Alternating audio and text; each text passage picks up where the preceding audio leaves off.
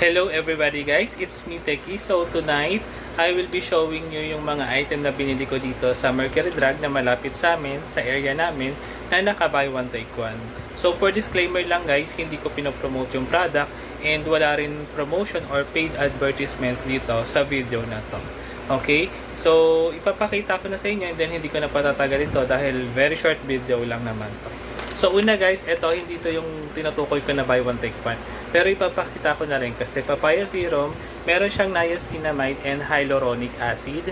So nakaka-lighten siya ng balat kung everyday mo siyang gagamitin. Pero kung yung tone naman ng balat mo ay hindi naman ganoon kaputihan talaga, medyo mag-lighten lang. Pero hindi totally na tulad ng gumagamit ka ng gluta na talagang puputi ka. So eto guys, kasi matagal na ako naghahanap nito.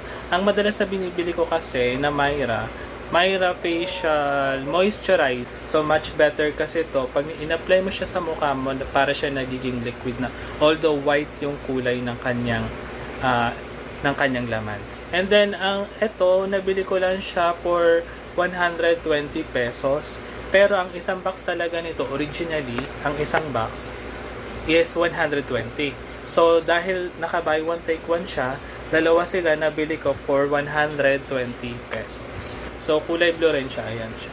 So ito yung isang facial wash na binili ko. Yung price nito per ganito, isang piraso is 83.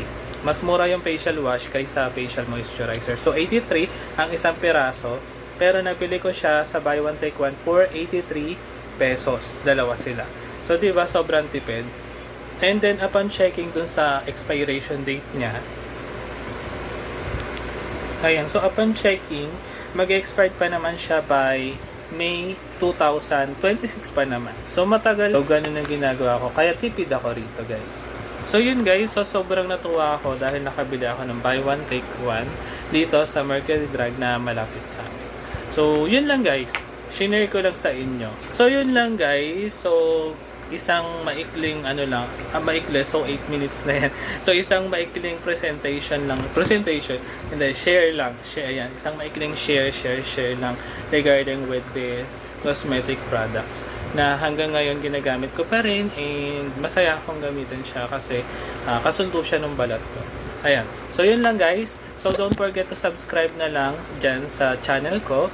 Nandyan lang naman yung channel ko, tapos pwede nyong panoorin yung mga video and if you think na nakatulong sa inyo. So yun lang guys, stay tuned and subscribe lang and see you in my next video. Bye bye!